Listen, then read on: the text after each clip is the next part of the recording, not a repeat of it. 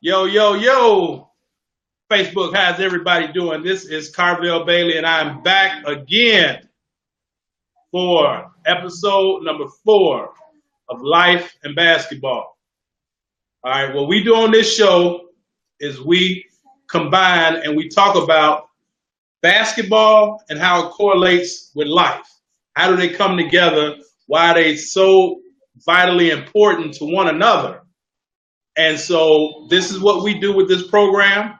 I am Karvell Bailey. I am your host. I am also the president, founder, and CEO of Bless the Ball Skill Development Academy. And we are broadcasting live here from Bless the Ball Studios in Chicagoland, Illinois. And today I actually have 2 special guests. I have my main man, share that thing, Willie Harris. And then I also got my son in the building too. So if you hear his music, or whatever, he wanted to be part of such an epic show today. So I'm starting him young, train a child up. When he get old, you know where he came from. So getting him in the entrepreneurial spirit. So what Bless the Ball does is we use basketball. We're a 4-year-round skill development company. And we use basketball as a vehicle to improve individual social, mental, physical, emotional, spiritual, psychological self. And so that's what we do. And today's show is also being sponsored by my prized possession, Understanding Life Through the Game of Basketball. All right, this is a great look into the mind of a successful college head coach, myself, all right, as well as other great coaches. To talk about John Wooden, talk about Dean Smith. It's a great book for leadership and coaching. If you want to get into leadership of any sort, you want to get into coaching of any sort, this is a great resource, great tool that you need to pick up. So we will officially start in about maybe 30 seconds to a minute. I want everybody to share this broadcast, because this will be a live and entertaining broadcast. So again, Understanding Life Through the Game of Basketball. I'm going to drop the link, $19.99. Go pick up the book. One, support a Black author, support a coach, support a fellow colleague or friend who's done an amazing thing, but also it's a great resource and it's a great tool. So get that thing out, start sharing it, pump it out to everybody that you know, and we will get going in about 30 seconds, because I really want to ask this young man a lot of questions. And then, before I let him go, I got to put him on a hot seat and, get him, going, get him going. So share it out. Let other people know that we are definitely on and full effect. Again, this is an interactive show. So leave your comments and let's talk basketball. So again, my name is Karvell Bailey, and this is Life and Basketball. So I have my special guest, Willie Harris. And so, Willie, I can tell them a lot about you from what I know, but nothing is better than coming from the horse's mouth. Why don't you introduce yourself and let the people know exactly who you are, what you do, because I know that you got so many titles. You work numerous jobs. Entrepreneur, which is great. But just explain to the people a little bit about yourself. Yes, what's up, everybody, man? My name is Willie Harris. First of all, I'm a man of God. I'm a pastor. My church is on 8547 South Ashland, Anointed by Christ Church. I'm an entrepreneur. I have, like you said, man, I have so many jobs. I don't even know how many jobs I got. People try to ask me, how many jobs you got, Will? I have no idea. Last time when I was counting, I was up to like 13 or 14, man. So, I got a paint company, do landscaping, snow removal. I'm a barber, man. I'm a pastor. I'm a father. I got a clothing line, man, for the barbers, man. I'm a CEO of a pro-am. Man. I train kids, too, playing basketball, man. Hey, like I told y'all, I got so many jobs, I can't even keep up with them myself, man. So and I'm 38 years old. So you are indeed a jack of all trades. Yes, sir. Yes, sir. Yes, sir. My dad was a jack of all trades. Oh, yeah, I forgot. I'm a commentator, man. I'm a commentator. That's what I do. I'm the chosen one, man. I'm a DJ. I told y'all I forget. So now, with all of these things going on that you do, what inspired you to? You know, I heard you just mention your dad, but what inspired you to kind of get out on your own and start, you know, getting these things going? Hey, man, God inspired me, brother.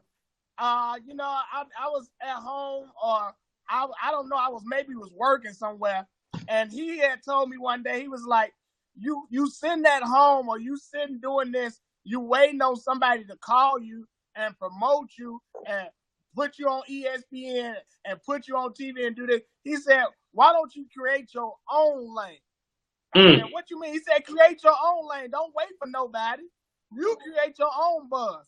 And that's when I started my little basketball show called the Anybody Can Get It TV series, man, that I do. It's like a recap of the games that I watch or my league that I have going on Sundays. Okay, Anybody Can Get It TV series, that's on Sundays, correct? On Sundays. Okay. So if around 10:30. Okay, and this is on your personal page, correct? Yes, this is on my personal page. Okay, so Anybody Can Get It, 10:30 p.m. Central Time on Sunday. All right, if whoever with us, if you can put that in the chat so that everybody will have it. Because again, what this show is, especially season 2, what we are doing is we are edifying and we are promoting one another, because, you know, it's an old saying, you reap what you sow. So instead of trying to get everything on your own, or instead of just trying to magnify yourself, why not try to edify and help someone else out? Because God ultimately will put the blessings back on you so big to where you don't know what's going on. So what I intend to do with this show, which is why I said I'm going to shake it up and stir it up, especially as we know it in Chicagoland. You know, people say, you know, haters, don't nobody want to see anybody to succeed. It will start here, because we will start to help other individuals to get seen, get knowledge, get more of a showing to where we can help promote everybody else. So Anybody Can Get It, 10:30 p.m. Central. But now let's go back a minute. So you said, because again, we always tie in life and basketball. You said that you was told, don't wait on nobody, go create. So don't wait, create your own. And we have, unfortunately, a lot of individuals, especially younger individuals, you know, because I know what you cutting hair and pastor and do a lot of stuff. I know that you work with a lot of younger individuals, but we have a lot of individuals in this day and age with the new generation coming up. A lot of people are waiting on things to be given to them. So, but you can help somebody so much to where you can hurt them. Don't you agree? Oh, yes. Oh, yes. You can be somebody's crutch. You can be somebody's crutch. You help them so much. You definitely can. You hurt them. So sometimes you got to participate in your blessing and in your breakthrough, man. You got to participate. Hey, now, if y'all have never, first of all, let's debunk the myth of people in church can't have fun, right? Because that's religion. Oh, kill that. All right? Kill that. All right? That's the religious spirit. It's one thing to be religious, another thing to be spiritual. Here, I can assure you, and I've only known, you know, Willie for a couple years, you know, been knowing of him, but I can assure you this man is a fool. All right? He's a fool, but he's serious if you can hear him talk about the things that he say. So he's saying, don't wait, create. And we are oftentimes our own worst enemy. So I want you to hear the things that he's saying and pay attention to what he's saying, because we ain't even got to basketball yet. Right now, we talking about life. So if you want something, you know, can't just sit on the right-hand side of the expressway on the slow lane. Sometimes you got to get in that speed lane on the left-hand side and get it moving and go get your own. So I want everybody to understand that the world is yours to create. You have to just be able to go get it. Yes. So now, you started with, you went right into the show. Well, let's bag up a couple years because, okay, you're from, you actually graduated from Thornridge, I believe, right? Yes, sir. Okay. Now, a lot of people. I was actually working with a new client yesterday, and I was talking to his aunt. And we were actually talking about, he wants to be in broadcasting because he's a good debater and everything, and I'm probably have him meet you. But we have so many people that think that unless they're putting up buckets, that's the only way that they can stay connected with basketball. So, I was Billy Rush's coach in college, good Thornridge standout and everything, one of my basketball sons, but everybody don't make it to that next level. But you can always stay around. Oh, this is my co-host that want to get on the show. But you can always stay around the game with doing other things. So you made your own lane and stayed around basketball by doing the things that you know how to do best. So, you started, in some of the pro-ams and everything, but then that took you to ESPN. Am I correct? You are correct, brother. You are correct. So please talk to us about that, Will. Like how did you reach that milestone where every person in sports want to hit that and you was able to fulfill that dream and work with ESPN, man. Tell us about that. Hey, man. A couple of years ago, man, I started going to gym. I used to be a top heckler. So I used to be at IIT, the pro-am and everything. And I'd be talking junk to Antoine Walker, Will Bynum. I'd be the loudest person in the crowd. This is how I started. Then I started going to gyms, and they would have a mic, and I started picking up the mic and running my big mouth on that mic, man. Running my big mouth. And a couple of years ago, 2 years ago, I got a call. They was having a Ball Up $1 Million Challenge. And a guy named Jabba Maxey, he called yes, sir. Me like, Will, do you think you can host this? He said, it's going to be real big. I'm like, well, yeah, I can host it, man. Why not? So he gave me the shot, man. And once he gave me that shot, man, I took off, man. And the owners of the league, everybody was flying in from LA, from Philadelphia, everything. They was like, man, who is this guy, Jabba? Who is this guy? And then they introduced me. And after that, man, a couple of months, they called me. They said they want to send me out to LA to do a tournament and a championship that was going to be on ESPN. And I had did a Ball Up series that was on ESPN every night too. So okay. It was great, man, going out to different cities and seeing the competition, not just from the Chicago aspect, but from a global aspect. And that really made me appreciate our hoopers in Chicago. We have some of the toughest ball players in the whole world, man. Say it again. Say it again. Some of the toughest, meanest, coldest ball players in the world. Because after that opportunity, then I get a call to go to Australia. They wanted me to tour the world with the Ball Up and not and1, but Ball Up, like the Faster Bone Collector. They wanted me to be their host. So then I get to go out the country to see ball players and see different competitions. And I'm still saying Chicago has got some of the toughest and best ball players in the world. Not the city cred, the world. The world. The world. Fact. And Now, this all started just really off of an opportunity that you was prepared for before you even got the mic in your hand. Amazing, man. Amazing. It's truly amazing, man.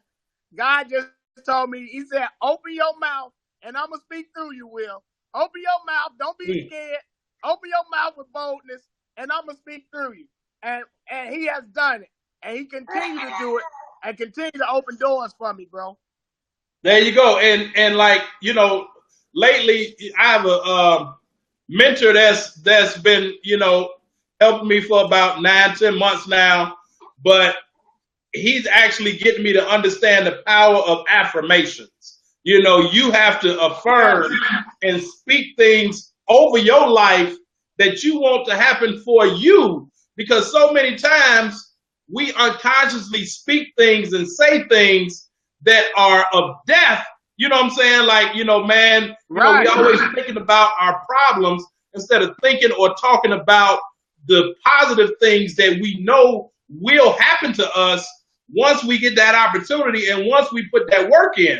So, you know, hearing you say, you know, go to IIT and, you know, which if people don't understand, like that's where it really was at, you know, years ago, you know, when it was serious going on, you know, a whole lot of money being bet, you know, every game. Like it was serious, but you know, you started there with the heckling, and then you know, you see a mic, you pick it up because that's just your personality.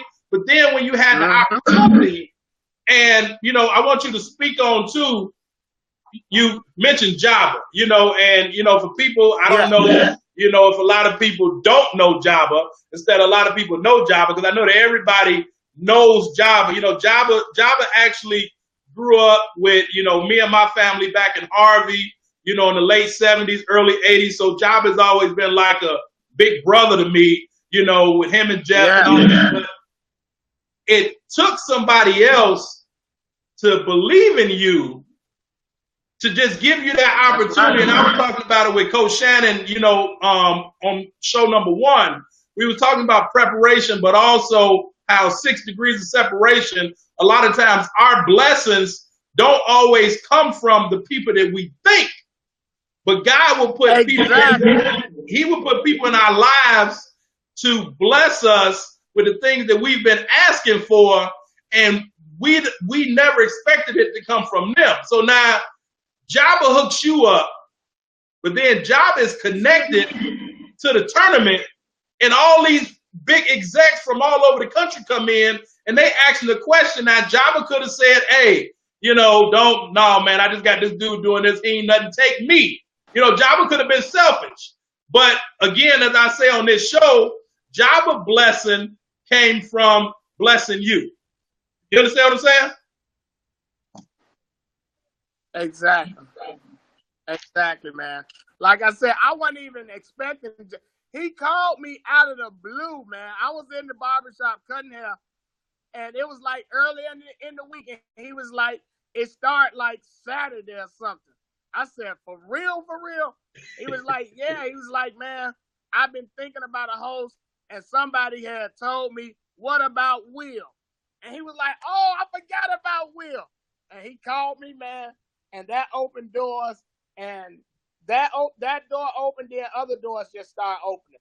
Now, I can say, you know, I host pro-ams, I host ABA teams, I host college games.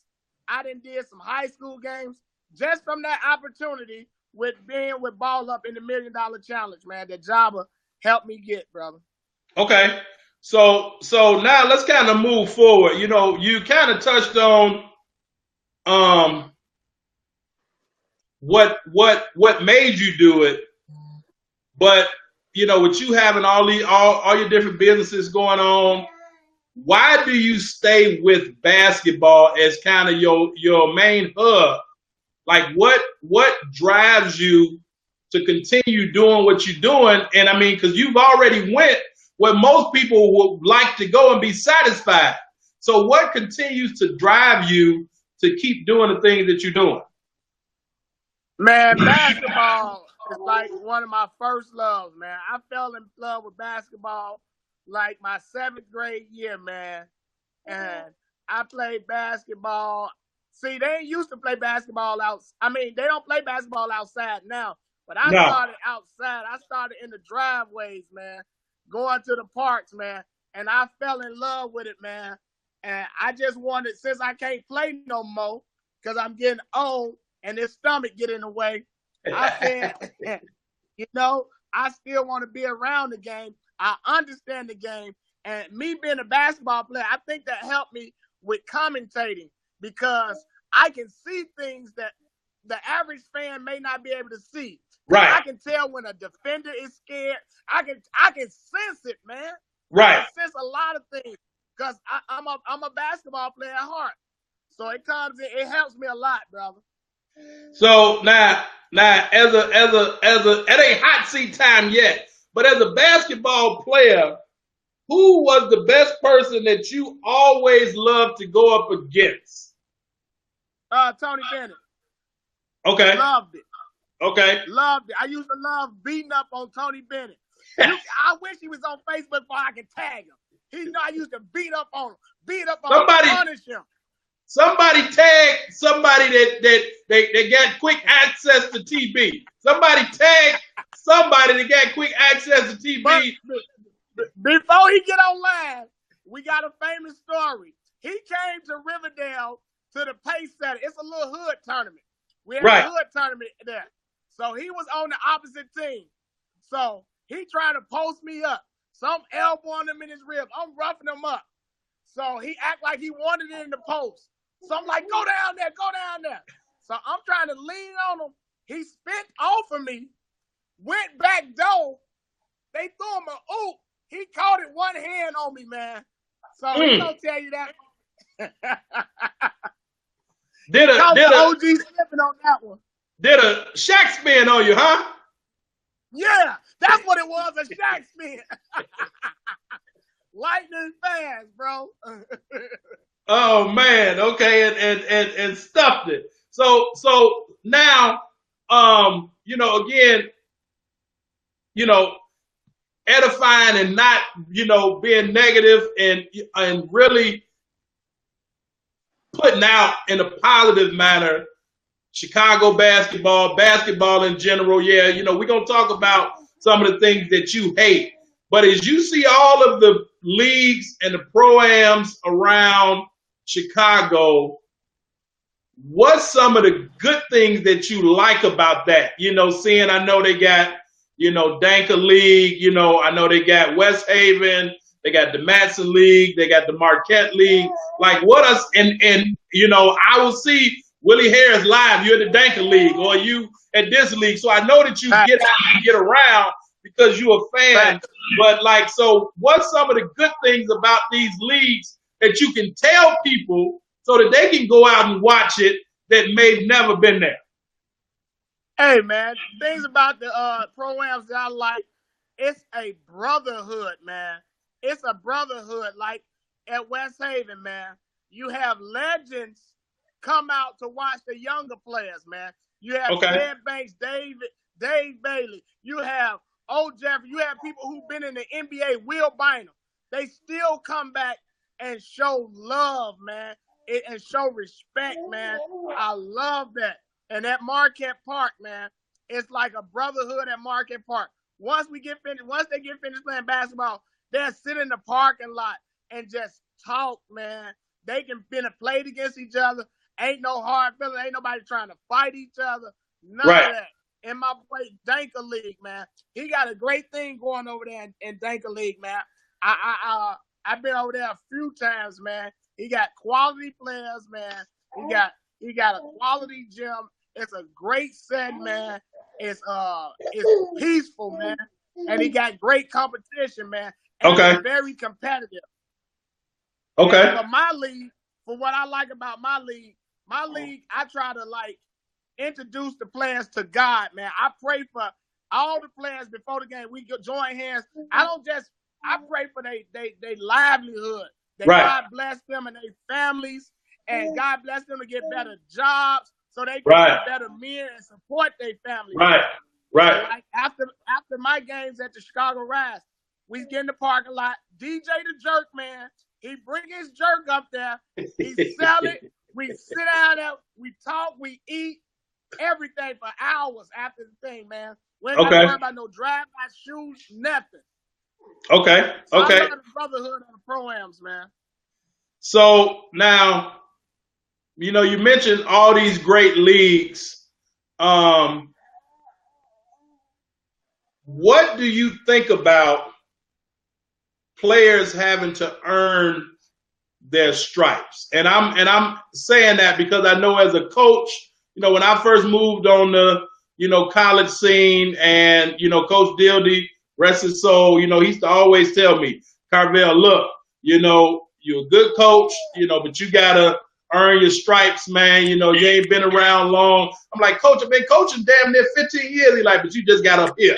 Like, it's a different thing. So, you know, I know you talked about all the old guys, you know, and I see on, you know, different Facebook groups, and, you know, the young guys be wanting it, and the old guys like, no, we ain't letting it go. Talk about the younger guys earning their stripes, and how valid do you think that is? And at what point does that just go away and it's like, this dude is good, you got to give it to him? Hey, man, with the younger man, I feel that you got to take it, man.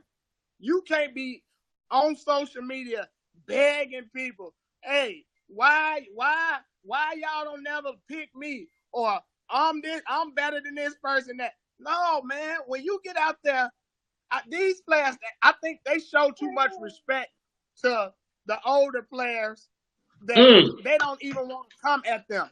But you won't spot. You say you better than them, but you won't come at them and show the world that you better than them. So you not better than them. That's why I have picked up my motto: anybody can get it. When you get on the court, man, I don't care if you're going against your mentor, your idol. When that ball goes up, I'm coming at you.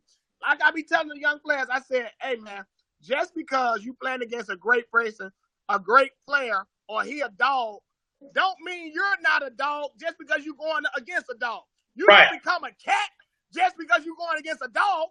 You show them you're a dog. You show everybody, I'm a dog too. Right. But now what you just said, though, no matter if they're your mentor, if they're your big brother, your coach, whoever, anybody can get it.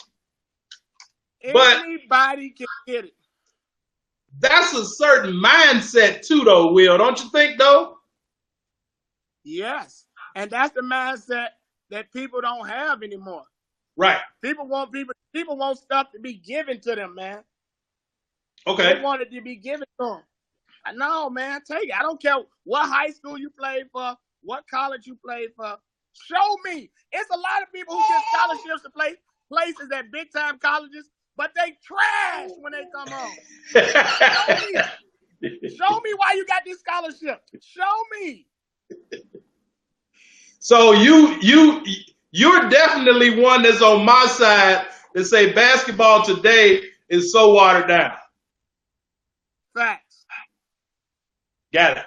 Now let's get into the elephant in the room: West Side versus South Side. And I ain't even talking about South suburbs. You know, family from the West Side. You know, but I grew up in Madison. But I want to know. Let's talk South Side and West Side. What's the difference, Will? What's the difference? Man, the difference is it's like them West Side kids, they be grown men when they 10 years old. Right. It's like they breed them differently over there, son, man. Okay. They got a toughness about them that a lot of South Side don't have. South Side players, I think they be more talented, but they be having heart conditions. Especially when they go against the players out west. They bully them. That be the difference. They're bully. Hey, basketball is just not physical and what type of move. It's mental. It's physical, man. You can talk somebody out their game, man. You can scare somebody out their game. And I think that's what the West Side players do best, man. I don't think they're more talented than the South Side players, but they're more rougher, they're more tougher, they're more gritty. So you said they got a heart condition. A heart condition. That's a heart condition. Damn. Right. And you know, we actually, when I was at Hyde Park, and we actually went to Marshall, and now my whole family graduated from Marshall, right? Family stayed on the West Side. You know, a lot of them are still over there. So we get to Marshall, and the varsity play first, you know, because at this time it was, well, no, actually at Marshall, the Dorsey, like, we going to keep it the same way. We want, you know, everybody to see the varsity. So this was Pat Beverly's Pat's senior year, right? So, because I actually played against Pat when he was a sophomore, when I was coaching sophomores, but this was Pat's senior year. So we go over to Marshall, and my sophomores playing, you know, and we come upstairs, and if you ever been in Marshall, you understand the gym is is just covered with banners. Yes. And my guys in the crit line, and they couldn't do layups right because they looking at all the banners. Like, man, what is this? So I had to huddle everybody up. You know, the varsity coach looking at me like, Bailey, what you doing? Y'all need to get ready. I had to huddle everybody up, and I said, Marshall, I understand Marshall. My daddy played for a state championship team. Say, listen, man, we not here to admire nobody. You understand what I'm saying? We here, go back to what you said. Anybody can get it. I don't give a damn if they got banners hanging up in the locker room. We here to give them what we got to give them. You know, and so me and Danny T, you know, we was going there, and so we wound up winning in overtime. So now the varsity player. Man, when I tell you Pat Beverly gave them dudes about 38 that night, and at halftime, we was down about 14, and I went to, I was the varsity assistant, sophomore head coach. So, I didn't really say a lot. I just, stayed in my lane, did what needed to do. But at this point, I'm salty because it's bragging rights for me to get on the phone and call my mama, call my daddy, call my uncle, my aunties, my cousins. Like, man, we just beat y'all. You know what I'm saying? Right. I go in there and I let them have it. I say, man, that's the difference between South Side and West Side. Them dudes are tougher than y'all. Like, when they see blood, it's almost like sharks in the water. And the blood that they looking at is through your eyes. I had a guy from the West Side, a buddy from the West Side that told me, and it's actually, he was kind of paraphrasing in the Bible, but you can see a man's soul through his eyeballs. You know what I'm saying?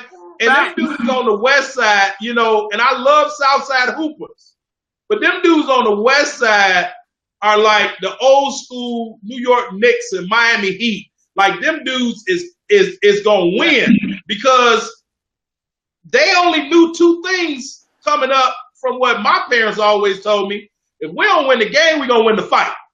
So at some point, we coming out victorious. There ain't no moral victories. But I love to always have the debate of South Side, West Side. When I coached at Malcolm X, that was so enjoyable to me because even though I had a lot of South Side guys and suburban guys on my team, but I had some West Side guys. But when you get that whole basement in Malcolm X, the old building, filled with them dudes from the West Side coming to watch a good basketball game, it was no other feeling. You know what I'm saying? The electricity in the building was amazing because they want to see good basketball. So as I say, I always love that. But I know that you be on the South Side, you be on the West Side. You got players in your tournament now, Rise tournament, from the West Side and the South Side, and it's just amazing to see them going at it. Perfect example. Mike McCall and Royce Perrin went at it this weekend. And that was classic. Blow for blow. Blow for blow. And that was classic West Side, South Side. and what neither one of them backing down from one another. So, like, now that we talk about the South Side, West Side, I want to know who is the best player that you've seen play this game of basketball. Will Bynum. Will Bynum. Will the Thrill. My all-time favorite. Hands down. Hands down. Why? His showmanship. He has so much showmanship, and he had the first anybody can get it. Years old to killing people who was in the NBA. He started the anybody can get it movement. Now them facts. Right. And for those people that have never met Will, man, Will Bynum has been a humble dude since him and Tim Anderson was in the backcourt at Crane High School, man. Humble dude, good dude. You would never, like when people think of pros, don't want nobody to talk to them. You know what I mean? Will ain't that type of guy. He's done basketball camps, where he gave away shoes and, the whole nine. And that's part of showmanship. That's what you're talking about. Yeah. Now, what's the best tournament that you've been affiliated with? We know Ball Up. We know the Rise tournament, other things that you've done. What's been the best all-around tournament that you've been in? The Ball Up $1 Million Challenge was the best one. It was memorable. I had so many memorable moments, man. And like you said, in this tournament, people was getting the best players possible that they can get on each team. Like the West Side had the best players all on one team. Tony Bennett, Big Dion, Tom Tom, Ken, Ty Kent, Jay Mills. They had all the best players on the West Side on one team. South Side had teams like Rice Sports with Billy Baptist, Malcolm. They had Vance Cootsy, man. They had Big Isaiah, man. They had the old man Shelly Clark, the enforcer. Hey, they had Kevin Dillon. People had every game was exciting, and I think that was really my coming out party, man. That's when everybody from the West Side was coming out. They was like, "Who is dude? I ain't never seen dude." Hey, I gave them people that work, man. And now they gotta respect me. Right. You gotta respect me. I gave them people that work. Period. Right. You went and took it. Facts. Now, since we own that tournament, and I don't know if it happened there or if it happened a couple other places, and I ain't quite ready yet to put you on the hot seat, but what's the biggest choke job that you've seen in these tournaments? Choke job? Choke job. The biggest choke job. And all these tournaments are just Ball Up. All of them. What's the number one choke job that you saw? The number one choke job that I ever seen. Or you know what? We gonna hold that one for the hot seat. But what's the biggest choke you saw in Ball Up? I really choke. Did they choke? Like I say, it just be a heart condition. I guess not having heart is choking. That is choking, man. But for the Ball Up tournament, man,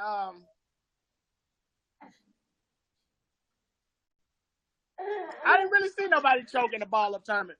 that I knew. It was a Houston team, but they don't even matter. I'm talking about somebody that matters, because people had some bombs that choke, but I don't expect nothing out of them. A bomb is supposed to choke. A bomb, I don't expect nothing. They shouldn't live up to nothing, because I don't expect nothing out of them. Hey, Dietrich said, "Quit being soft and tell the truth." I can't think of nobody, bro. I can't think of nobody that choked up, man. Okay. Now everybody I didn't see, they rose, they rise, man. Okay. I didn't see no big choke job. Now that I had anything to do with. Okay. Now on your show Sundays 10:30 on your Facebook page, Willie Harris, go check him out. You don't hold no punches, man. You get after people. You have the score sheets. Somebody didn't score. You putting it up to the camera. This dude didn't get nothing. Yes. And you went in on a few people this past Sunday, because you say that they talk a lot and do all that.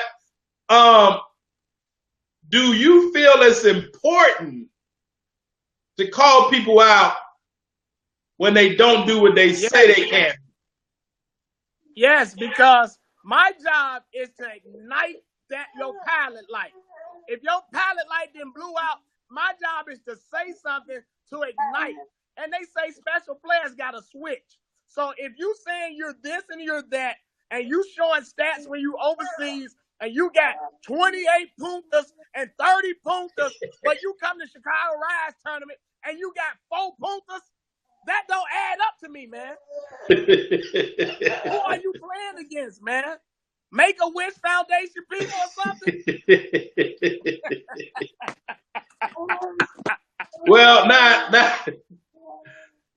hey, the opinions and comment on this show is not necessarily a reflection of Karvell Bailey. All right, so let's just say that. All right, we not saying nothing against the Make-A-Wish Foundation, but now I'm gonna go in straight in. I think that Aaron is a good player. I vouch for him from what I know, because I tried to recruit Aaron. And again, we straight shooters. That's the person you was talking about. Aaron talked all that, and he came and did not do nothing. And now Aaron is a West Side guy. But do you think that the lights just get too bright sometimes? Yes, I think the lights do.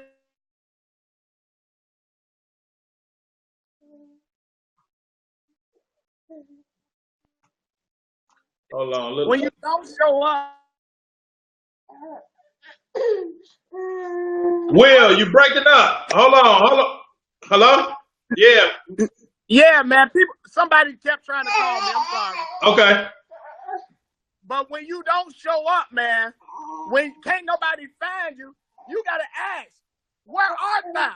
Jesus asked Adam, where art thou? He didn't see him. I ain't seen Aaron. So I got to call him out. Where art thou, Aaron? Yeah. Has he answered you? Has he answered you? No. All right, so I'm going to see what he's going to do this Sunday. It's a playoff game at the Rise. It's the first round. I'm going to see if he's going to respond, man.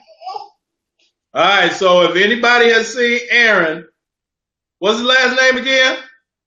Weaver. Aaron Weaver. Anybody seen Aaron Weaver, let them know it's an APB out on him, and the basketball fans is looking for him to show up. Aaron Weaver, anybody put an Amber Alert out on him. So now, getting down to it, who is the best coach in the summer of 2017 right now? Right now, the best coach is Laurel Studway for Team Rose. It was. I would have gave it to Edmund Pryor, but the way Edmund Pryor been getting his head beat on lately, no. Now, I thought the EP was undefeated. In his mind. In his mind, he undefeated. Hey, I don't get out, to all the tournaments, but I hear in the groups, everybody talking, and I thought that Edmund Pryor was around here mopping up everybody. But I know it's some great coaches in these summer leagues. You got Trash, and you got Edmund Pryor, and you got a whole lot of these other guys, that's out here to take it real serious. But I was trying to hear from the horse's mouth who's been around, who the best X and O guy out here, and you say it's who? Larrell Studway. He's the coach of Team Rose. They got a team up in Markham Pro-Am. They done won that like 2 times. They got a team in my league. They're undefeated. They had a team in King of the City. They won that. They got a team in Othell Pro-Am. They won that about 5 times. They won over there at West Haven. I mean, he win everywhere, but nobody ever talks about him or gives him any credit because he's a humble beast. After each game, he don't even talk stuff on the internet. He tell his players, we don't talk. It's one game at a time, man. One game at a time. He say, we don't talk. We humble, man. I said, okay. Man. And that now, again, with that and with life, you have fun, but you have to be humble in everything that you do, but it's a fine line in you being humble and you being afraid to really get out there and show people that you're deserving of what you're getting. Because I see a lot of people in basketball, and I don't want to call them scared, so I call them timid, but they'll say, man, well, I'm humble, so I don't really want to get out here and do this or do that. Like, it's a real fine line. You can be humble off the court, but when it's time to get between them lines, you really need to get after it, because if you don't do it, somebody coming for you. Facts, man. Somebody will be for you. That is definitely facts. And like I say, this guy named Big Turk, I have never seen him yell, scream at his players, any of that. He don't do none of that concept, man. He's very calm and collected. I never seen him get a technical, anything. Okay. A lot of coaches, they go crazy for everybody to see them. Right. For everybody to see they working or they work in the refs. He don't do none of that, man. And all he do is get good results, man, and win. Okay. So now, kind of getting to it, closing down, I'm going to give you 4 hot seat questions. One is, what would you like to see Chicago basketball improve on? I would like to see Chicago basketball improve on being togetherness, man. It seems like everybody is for themselves, man. Ain't no loyalty in the game no more, man. The game didn't change.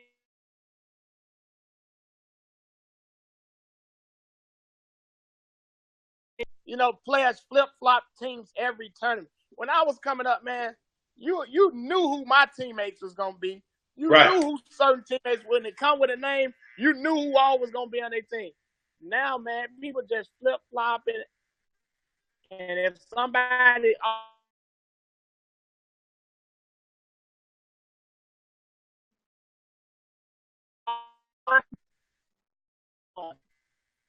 when you ain't really got no chemistry, you just hip-hopping from team to team, you don't even really know what your teammates could do, so you guys don't always play the best together, man. Right.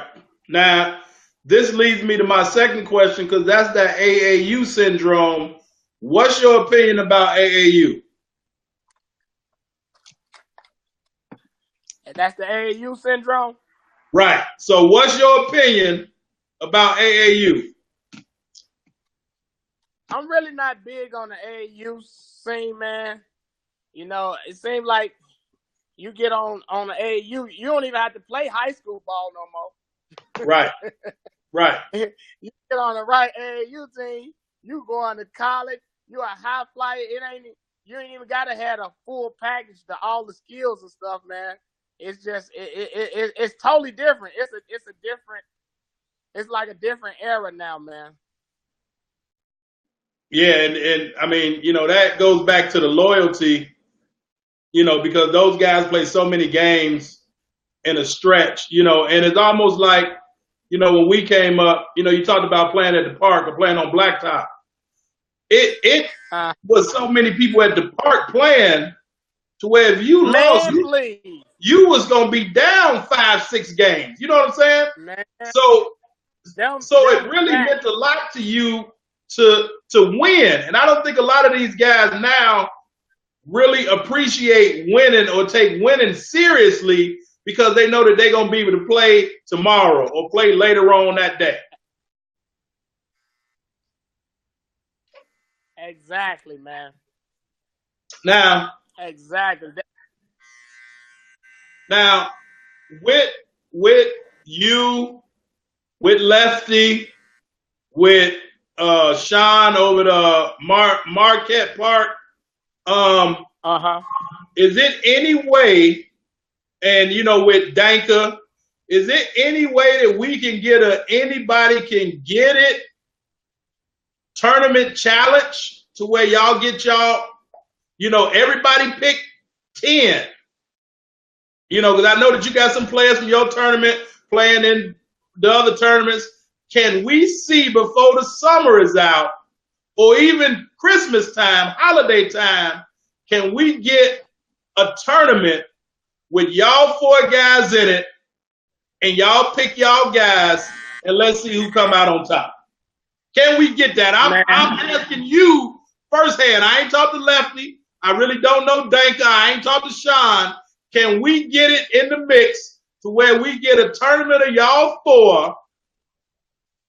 Winner take all. No. How you like that? No, you cannot. But how's that? Is that straightforward to the point? Straightforward to the point, but now why? Because there's gonna be some people that's gonna hear this and gonna say, "Well, Willie's scared." It ain't that Willie scared, man. Hey, man, I'm gonna tell you like this, flat out. Everybody don't like each other, man. People try to front like they're cool with each other, but behind each other's backs, they be talking stuff. So it's not gonna happen, man. These leagues, like I told you, man, it's savages. It's vultures now. Ain't no togetherness in Chicago with these pro-ams, man. Okay, well now. Okay, and so now the reason why I said this, not only because of the basketball that we might see, the good basketball, but because obviously the one thing that you 4 have in common is that you're able to gather large audiences and serve as entertainment for people, if nothing but for 3-4 hours, to get their minds off of the pressure, the stress, the violence in the city. So all of y'all that run these tournaments, I take my hat off because y'all all serving as an outlet to everybody else that may come and get entertained by y'all. So, again, part of this show is just that. We trying to break the mold of what everybody thinks of Chicago or what everybody know of Chicago. But I think, the bottom line, when it's all said and done, y'all all kind of do what y'all doing for the same reason, and that's to be able to help entertain the minds of the normal citizens from all this everyday BS. I mean, would you agree or no? Correct. That's definitely my goal. But I can't speak for everybody else. but that's definitely what my goal is and why I do what I do, man. I wanted to have a safe haven place because basketball saves people lives flat out. Get people them for 4, 5, 6 hours. People's lives will be saved because people even stay after it's over and sit and talk, man. So they get people off the street. So that's my original reason. Exactly, and that's the whole point of why I wrote my book, Understanding Life Through the Game of Basketball, because when you can bring one sport like basketball, everybody not going to come together for the Floyd Mayweather fight. Everybody not going to sit down and watch the Bears, but everybody will come together and watch a basketball game. And basketball bridges a lot of people together for one common goal, and that's what we really need to start looking at from the Chicago scene, I would say, because, when you talk to everybody individually, and I just mean just anyone, everybody always says that they want to do better for the youth, for the kids. But, it basically starts with us, the older guys, and being able to put on events like y'all putting on with these summer leagues to be able to help. I definitely take my hat off to y'all, man. I definitely do that. Yeah, man. That's what the Bible says. The Bible says people say they love God with their lips, but then their heart is far from that. So people, you're right. People say stuff with their lips, but what their heart? Well, you said earlier that people got heart conditions. Facts, definitely, brother. I don't know everybody's intentions on why they had a leagues, and I don't speak on anybody's intentions, man. I just go on mine, brother. Now, all right, here's a question off basketball real quick. I got 2 more questions for you. Now I'm gonna let you get out of here. I definitely appreciate you coming on in the time. Now, from what I've heard, Willie Harris is top 5 in giving linings in the city. Is that facts or no? Hey.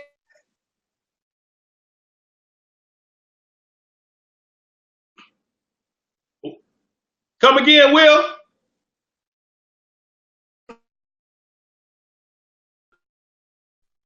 Do you see?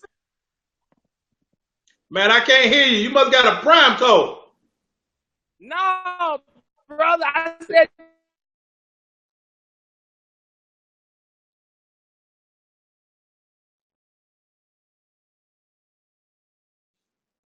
We ain't heard nothing, Will. Can you see me? Oh, no. What's wrong with your phone? Okay. I showed the camera. I said,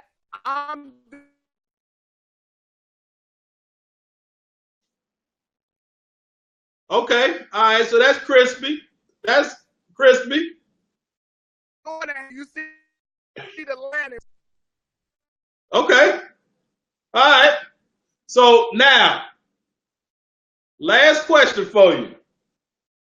I'm going to go back to my earlier question.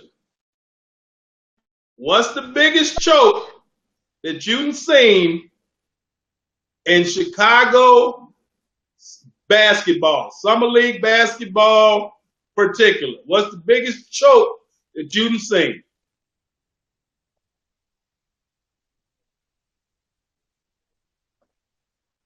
Biggest choke that I didn't see. I don't know, man. Okay, all right. So let me ask this question, and I'm gonna put it out there. And I love this dude's game. Been rocking with him before, Chicago really grabbed a hold of him, loved him, and all that. When when he was coming out of high school, my boy John L. Sloan was coaching him and working with him. My boy Chris Calmes, trained him and all that. But have you seen anything worse than Billy Baptiste missing that layup?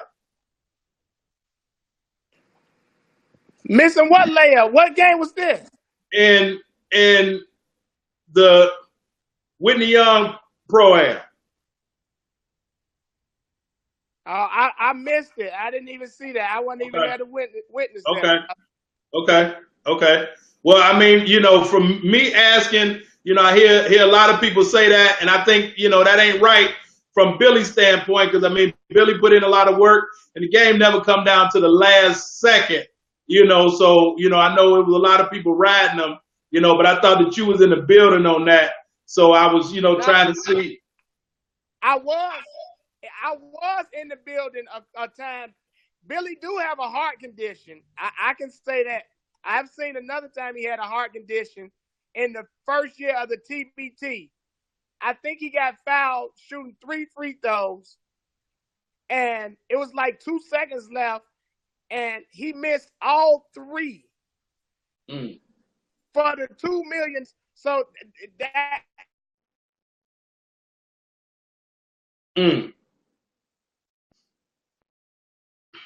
Okay. So now, always ending on a positive note.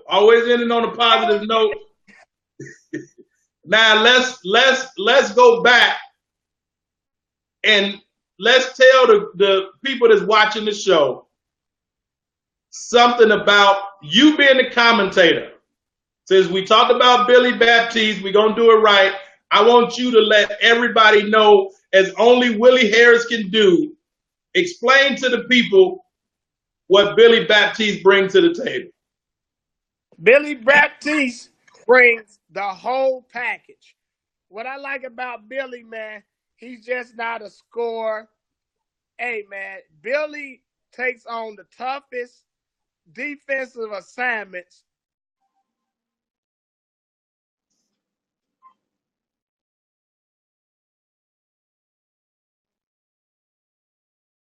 So many little things. That's what makes him so valuable, man.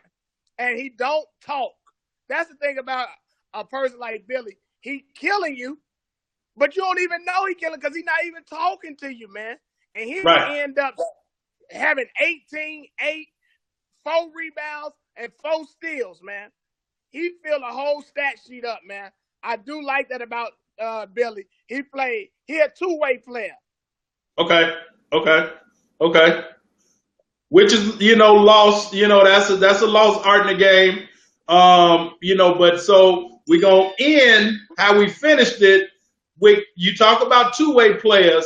So you got to be able to do multiple things. We started the show talking about your businesses and you being able to do multiple things. You're multitasking, you're in the shop, you giving that crisp lining, talking about basketball. So, in life, we have to not only create our own lanes, but we have to be specific in the things that we do and know how to do numerous things correctly. It's okay to say, hey, I know how to change brakes, but I also know how to cook a meal. Like, you have to be well-rounded in today's society because life is moving so quickly. And once you have a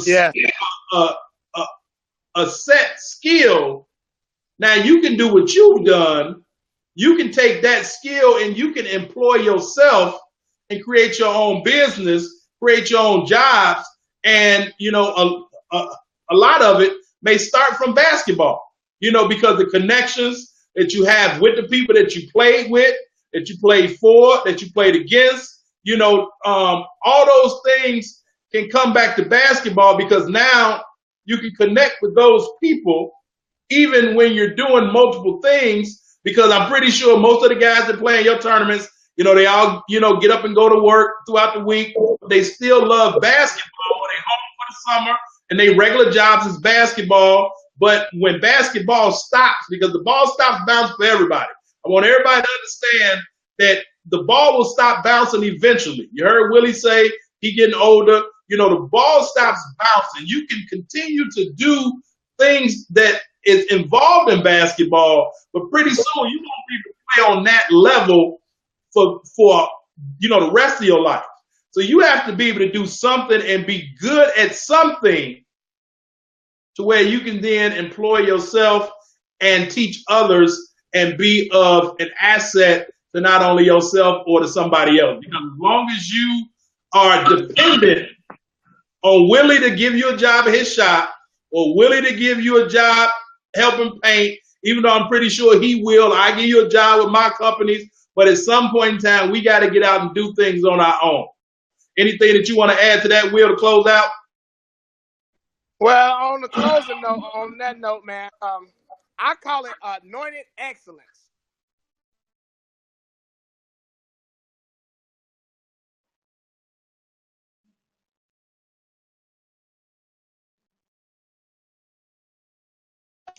Excellence, even.